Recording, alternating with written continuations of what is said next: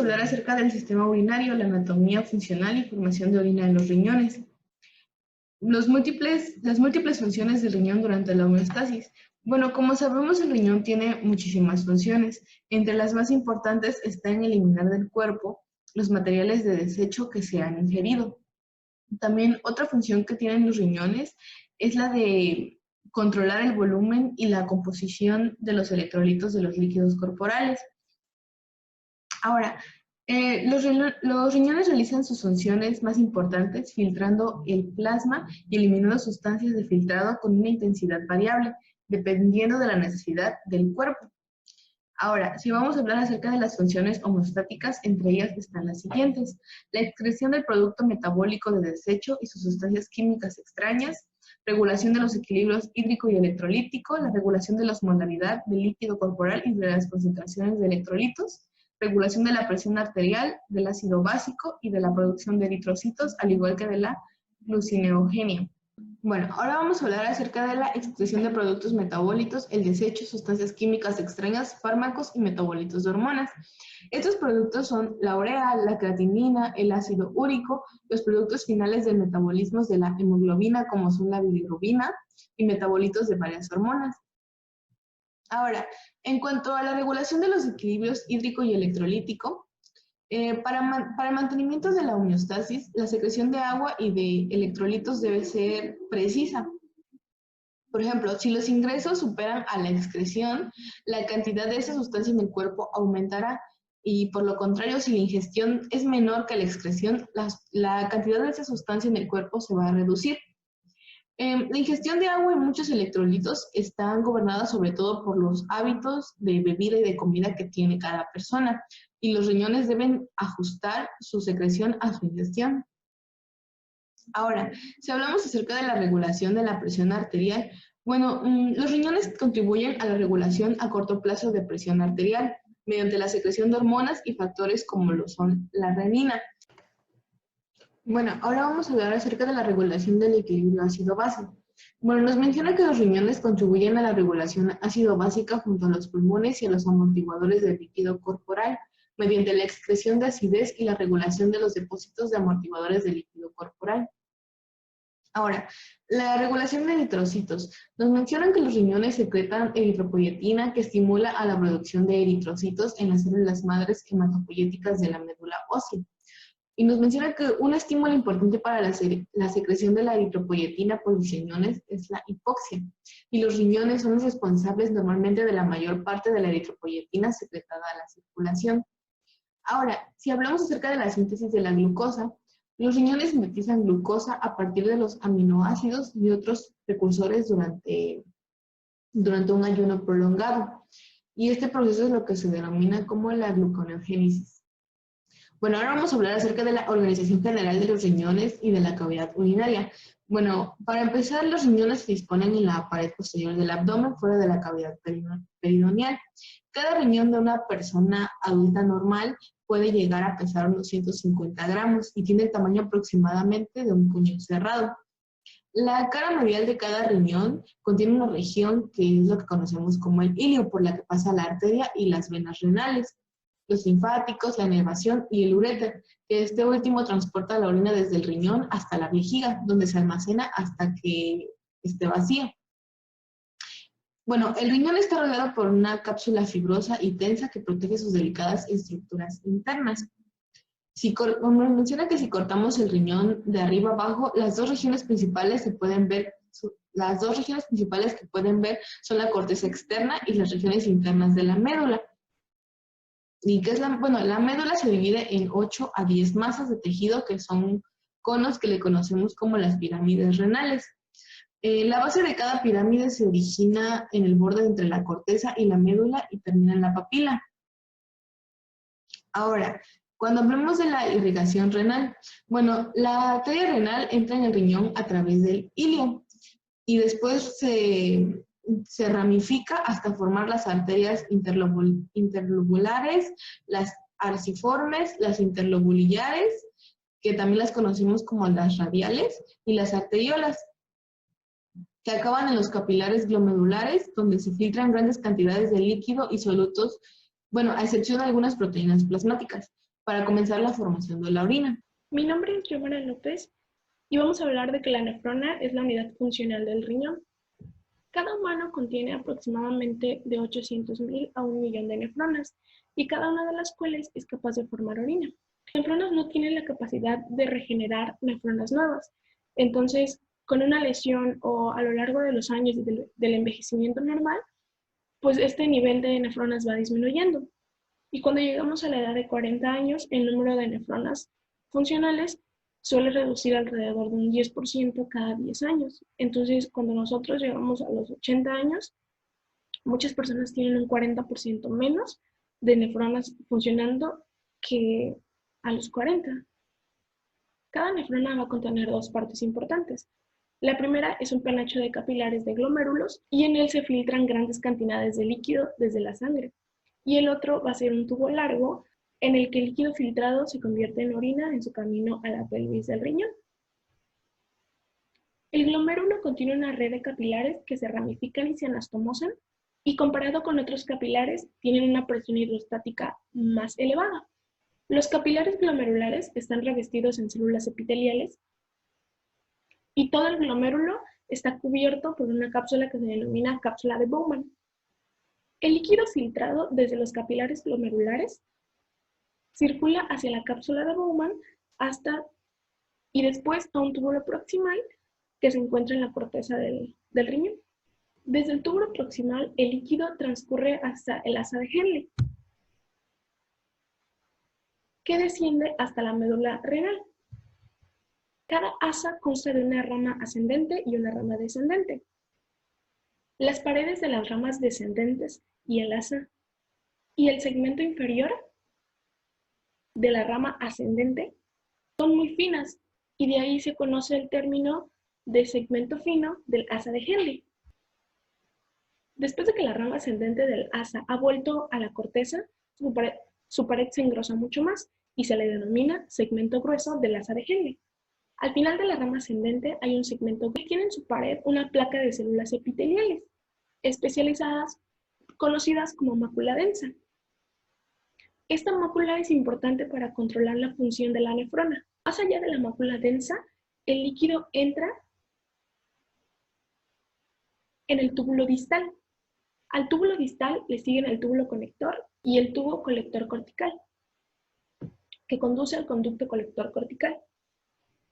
Las paredes iniciales de 8 a 10 conductos se unen para formar un solo conducto colector que discurre hacia abajo en el interior de la médula y se convierte en el conducto colector medular. Los conductos colectores se pueden unir para formar conductos que finalmente se vacían en la pelvis renal a través de las puntas de las papilas renales.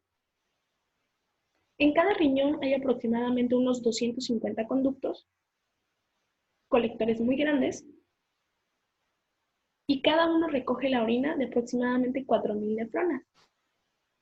Ahora pasamos a las diferencias regionales en la estructura de las neuronas corticales y yuxtamedulares. Aunque cada nefrona tiene todos los componentes descritos, hay algunas diferencias dependiendo de la profundidad en la que se encuentre la nefrona dentro de la masa renal. Las nefronas que tienen glomérulos localizados en la corteza externa se denominan nefronas corticales. Tienen haces de Henle corta que permite que solo penetre a una distancia corta. Alrededor de un 20-30% de las nefronas tienen glomérulos que se disponen en la profundidad de la corteza renal cerca de la médula y se denominan nefronas yuxtamedulares. Estas nefronas tienen haces de Henle mucho más grandes que discurren hasta la médula, en algunos casos con unos recorridos completamente intramedular hasta desembocar en las papilas renales. Mi nombre es Marisol Casos Gómez y voy a hablar sobre la anatomía fisiológica de la vejiga. En esta imagen podemos observar la vejiga, la cual es una cámara de músculo liso compuesto por dos partes principales, el cuerpo y el cuello. El cuerpo es la parte principal de la vejiga, ya que es en esta en la que se acumula la orina. Por otra parte, el cuello es una tensión en forma de abanico que sale a partir del cuerpo. Pasa en sentido inferior y anterior al triángulo urogenital, el cual es el que se conecta con la uretra. También es llamada uretra. El cuello también es llamado uretra posterior por su relación con la uretra. El músculo liso de la vejiga se llama músculo detrusor. Sus fibras musculares se extienden en todas direcciones y cuando se contraen pueden aumentar la presión de la vejiga hasta de 40 a 60 milímetros de mercurio. La contracción del músculo detrusor es muy importante para el vaciamiento de la vejiga. En la pared posterior de la vejiga, encima del músculo de la vejiga, hay una zona llamada trígono. En la parte más inferior del vértice del trígono, el cuello de la vejiga se abre en la uretra posterior y es donde entran los dos uréteres de la vejiga, en las dos partes más superiores del trígono. El cuello de la vejiga, lo bien llamado la uretra posterior, tiene 2 a 3 centímetros de longitud. Su pared está compuesto del músculo detrusor, entrelazado entre gran tejido elástico. El músculo en esta zona se llama esfínter interno de la vejiga, la cual está bajo un control voluntario del sistema nervioso. La inervación de la vejiga proviene a través de los nervios pélvicos, los cuales conectan con la médula espinal a través del plexo sacro, sobre todo en los segmentos S2 y S3. Los nervios motores transmitidos por los nervios pélvicos son fibras parasimpáticas. Estas fibras terminan en las células ganglionares localizadas en la vejiga. Después los nervios posganglionarios cortos inervan al músculo detrusor. La vejiga recibe inervación simpática a través de los nervios hipogástricos, que se conectan en los segmentos L2 de la médula espinal. Estas estimulan principalmente los vasos sanguíneos y tienen muy poco que ver con la contracción de la vejiga. Yo soy Luis Alejandro y yo les voy a hablar del transporte de orina desde el riñón hasta los uréteres y la vejiga. Vamos a tener que la orina que va a salir de la vejiga va a tener prácticamente la misma composición que el líquido que fluye dentro de los conductos colectores. Esto quiere decir que no hay cambios significativos en la composición de la orina en el camino a través de los cálices renales hasta la vejiga. Vamos a tener que la orina va a fluir desde los conductos colectores hacia los cálices y aquí va a estirar los cálices y va a incrementar su actividad de marcapasos intrínseca. Esto quiere decir que va a iniciar contracciones peristálticas que se van a propagar desde la pelvis renal a lo largo de la longitud del uréter, forzando así a la orina a ir desde la pelvis renal hacia la vejiga. En los adultos, los uréteres normalmente miden de 25 a 35 centímetros de longitud. Vamos a tener que los uréteres van a entrar a la vejiga a través del músculo detrusor. Estos van a discurrir en sentido oblicuo durante unos varios centímetros en la pared de la vejiga. Vamos a tener que el tono normal del músculo detrusor mantiene comprimida el uréter. Esto impide un retroceso, un reflujo de la orina de la vejiga hacia los uréteres. Entonces, cada onda peristáltica va a aumentar la presión de la orina en el uréter, forzándola a ir hacia la vejiga. Ahora, en algunas personas, la distancia que recorre el uréter a través de la pared vesical es menor de lo normal. Entonces, cuando se da la contracción de la vejiga durante la micción, no se ocluye completamente el uréter. Esto provoca un retroceso del flujo que se conoce como reflujo vesicouretral. Este reflujo puede aumentar el tamaño de los uréteres y si es muy intenso puede incrementar la presión en los cálices y las estructuras renales de la médula, provocando lesiones en estas regiones. Sensación de dolor en los uréteres y reflejo ureterorrenal. Vamos a tener que los uréteres van a recibir una buena inervación nerviosa del dolor. Entonces, cuando un uréter se bloquea, que puede ser por un cálculo ureteral, se va a producir una constricción refleja intensa acompañada de un dolor muy intenso. Entonces, además, Los impulsos dolorosos van a provocar un reflejo simpático hacia el riñón, que va a contraer las arteriolas renales y va a reducir la producción real de orina. A este efecto se le llama reflejo ureterorrenal. Es importante para evitar el flujo excesivo de líquido hacia la pelvis de un riñón con un uréter obstruido. Ahora, vamos a hablar del reflejo miccional. En esta imagen se puede ver que a medida que se llena la vejiga, empiezan a aparecer muchas contracciones miccionales superpuestas. Entonces, estas se van a deber al reflejo de distensión que se indica por los receptores sensitivos de distensión que se encuentran en la pared de la vejiga. Entonces, las señales sensitivas de los receptores de distensión vesicales van a ser conducidos por los segmentos sacros de la médula, a través de los nervios pélvicos, y después van a volver de nuevo a la vejiga a través de fibras nerviosas parasimpáticas de estos mismos nervios. Entonces, cuando la vejiga solo está parcialmente llena, estas contracciones pueden relajarse espontáneamente en unos cuantos minutos, y el músculo detrusor deja de contraerse y la vejiga vuelve a su tono basal normal. Entonces, a medida que la vejiga continúa llenándose, los reflejos miccionales se hacen cada vez más frecuentes y más poderosos. Entonces van a producir contracciones mayores del músculo detrusor. Ahora, una vez que comienza el reflejo miccional, este es autorregenerativo. Esto quiere decir que la contracción de la vejiga va a activar los receptores de distensión que van a causar un mayor incremento de los impulsos sensitivos. Estos van desde la vejiga y la uretra posterior, lo que aumenta más la contracción refleja de la vejiga. Después, este ciclo se va a repetir una y otra vez hasta que la vejiga alcanza un alto grado de contracción. Después de algunos segundos a más de un minuto, el reflejo autorregenerativo comienza a agotarse y el ciclo regenerativo del reflejo miccional cesa. Esto permite la relajación de la vejiga. Ahora, así tenemos que el reflejo miccional es un ciclo repetido de 3 fases, que es el aumento rápido y progresivo de la presión, un periodo de presión mantenida y un retorno de la presión al tono basal de la vejiga. Entonces, una vez que se ha producido el reflejo miccional, pero no se ha vaciado la vejiga, los elementos nerviosos de este reflejo suelen permanecer en estado de inhibición durante unos minutos o hasta una hora. Esto hasta que aparece otro reflejo miccional.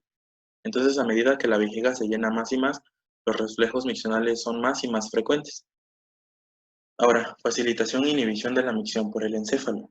Vamos a tener que el reflejo de la micción es un reflejo medular autónomo, pero hay centros encefálicos que pueden inhibirlo o facilitarlo. Estos centros son los centros facilitadores e inhibidores potentes en el tronco del encéfalo, principalmente en la protuberancia, y en los centros en la corteza cerebral, que son sobre todo inhibidores, pero pueden volverse excitadores. Entonces, el reflejo miccional es la causa básica de la micción, pero los centros superiores ejercen normalmente un control final sobre la micción, que puede ser que pueden mantener el reflejo miccional parcialmente inhibido, excepto cuando se desea la micción. Los centros superiores pueden impedir la micción aunque se produzca el reflejo miccional. Esto mediante una contracción tónica del esfínter vesical externo, hasta que se presente un momento adecuado. Y cuando es el momento de la micción, los centros corticales pueden facilitar que los centros de la micción sacros ayuden a iniciar el reflejo miccional. Al mismo tiempo, inhiben el esfínter urinario externo para que la micción pueda tener lugar. Ahora, la micción voluntaria suele tener un proceso. En primer lugar, la persona contrae voluntariamente los músculos abdominales. Esto aumenta la cantidad de presión en la vejiga y permite la entrada de una cantidad extra de orina en el cuello de la vejiga y en la uretra. Esta acción estimula los receptores de distensión, lo cual inicia el reflejo miccional y a la vez inhibe el esfínter uretral externo. Esto hará que se vacíe toda la orina, dejando raramente de 5 a 10 mililitros en la vejiga. Ahora, anomalías de la micción. Vamos a tener 3 tipos de anormalidades durante la micción. La primera es la vejiga atónica e incontinencia debido a la destrucción de las fibras nerviosas sensitivas. Vamos a tener que el reflejo miccional no puede tener lugar si se destruyen las fibras nerviosas sensitivas que van de la vejiga a la médula espinal. Cuando esto ocurre, una persona pierde el control vesical y en lugar de vaciarse periódicamente, la vejiga se llena al máximo y unas pocas gotas de orina rebosan a la vez a través de la uretra. A esto se le conoce como incontinencia por rebosamiento. Ahora, la vejiga automática debido a una lesión de la médula espinal por encima de la región sacra. Vamos a tener que si la médula espinal se lesiona por encima de la región sacra, pero los segmentos medulares sacros continúan intactos, pueden aparecer reflejos miccionales típicos, pero estos ya no van a estar controlados por el encéfalo. Entonces vamos a tener que los reflejos miccionales van a estar suprimidos. Pero si se vacía periódicamente la vejiga mediante sondas vesicales, esto puede producir la excitabilidad del reflejo miccional y puede aumentar gradualmente hasta que vuelvan los reflejos miccionales típicos. Entonces se va a producir un vaciamiento no anunciado de la vejiga. En algunos pacientes, estos todavía pueden controlar la micción en este trastorno estimulando la piel mediante un rascado de pinzado, lo que a veces va a desencadenar un reflejo miccional. Ahora, la vejiga neurógena sin inhibición debido a la falta de señales inhibidoras del encéfalo. Otra anomalía de la micción es la vejiga neurógena. Esto da lugar a una micción frecuente y relativamente incontrolada. Esto se debe a una lesión parcial de la médula espinal o del tronco del encéfalo. Esto interrumpe la mayoría de las señales inhibidoras. Así, los impulsos facilitadores pasan continuamente hacia la médula y mantienen los centros sacros muy excitables, de modo que una pequeña cantidad de orina puede desencadenar un reflejo miccional incontrolable, y esto da lugar a una micción más frecuente. Mi nombre es Araí Casados y voy a hablarles de la formación de orina, es resultado de la filtración glomerular, la reabsorción tubular y la secreción tubular. La intensidad con la que se secreta diferentes sustancias en la orina representa la suma de 3 procesos renales que se van a mostrar en esta imagen, que la primera es la filtración glomerular, la segunda es la reabsorción de sustancias de los túbulos renales hacia la sangre y la tercera es la secreción de sustancias desde la sangre hacia los túbulos renales. La formación de orina comienza cuando una gran cantidad de líquido casi no dispone de proteínas, se filtra de los capilares glomerulares a la cápsula de Bowman. Parte de las sustancias del plasma, excepto de las proteínas, se filtran libremente, de manera que su concentración es el filtrado glomerular de la cápsula de Bowman es casi la misma que el plasma. A medida que el líquido abandona la cápsula de Bowman y pasa a través de los túbulos, se modifica por la reabsorción de agua y los solutos específicos de nuevo hacia la sangre o por la secreción de otras sustancias desde capilares periotubulares hacia los túbulos. En esta figura se muestra el manejo renal de 4 sustancias hipotéticas. En la sustancia mostrada en el panel A, se filtra libremente en los capilares glomerulares, pero no se absorbe ni se secreta, de forma que su excreción es igual a la intensidad con la que se filtra. Los riñones manejan de esta forma ciertos productos de desecho como la creatinina, lo que permite expresar casi todo lo que se filtra. En el panel B, la sustancia se filtra libremente, pero se reabsorbe parcialmente de los túbulos hacia la sangre. Luego, la excreción urinaria es menor porque la filtración en los capilares glomerulares. La excreción en este caso se calcula como la filtración menos la absorción. Es típico de muchos electrolitos del cuerpo como iones, sodio y cloruro. En el panel o sustancia C se filtra libremente en los capilares glomerulares, pero no se excreta la orina porque toda la sustancia filtrada se reabsorbe de los túbulos de nuevo a la sangre. Este patrón aparece en algunas sustancias nutritivas de la sangre, como los aminoácidos y la glucosa, lo que permite conservarlas en los líquidos corporales. En el panel o sustancia D, se filtra libremente en los capilares glomerulares y no se absorbe. pero se secretan cantidades adicionales de esta sustancia desde la sangre capilar peritubular a los túbulos renales. Este patrón es frecuentemente en los ácidos orgánicos y las bases. Esto permite eliminarlos rápidamente de la sangre y excretarlos a grandes cantidades. La excreción en este caso se calcula en forma de filtración más secreción tubular. Bueno, ahora vamos a ver la filtración, reabsorción, secreción de diferentes sustancias. En general, la reabsorción tubular es cuantitativamente más importante que la secreción tubular en la formación de la orina, pero la secreción es más importante para determinar las cantidades de iones potasio, hidrógeno y algunas sustancias que se excretan en la orina. La mayoría de las sustancias que deben eliminarse de la sangre es especial los productos finales del metabolismo como la urea, creatinina, ácido úrico, los hidratos, se reabsorben mal y por ello se excretan grandes cantidades de orina. Ciertas sustancias extrañas y fármacos se reabsorben mal, pero además se secretan desde la sangre a los túbulos, de manera que su excreción es alta.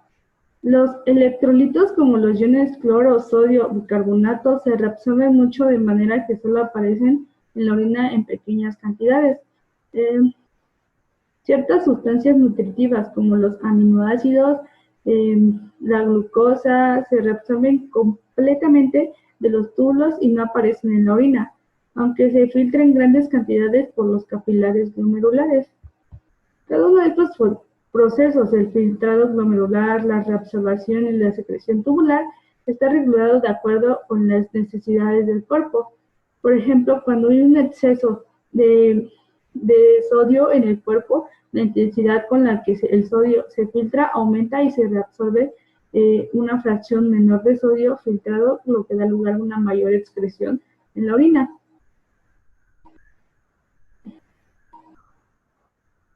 La mayoría de las sustancias, la filtración y la reabsorción son muy intensas comparadas con la excreción. Ajustes sutiles en la filtración y la reabsorción pueden dar lugar a cambios grandes en la excreción renal. Un ejemplo es el aumento del filtrado glomerular de un 10%, aumentaría el volumen de la orina a 13 veces si la reabsorción tubular permaneciera constante.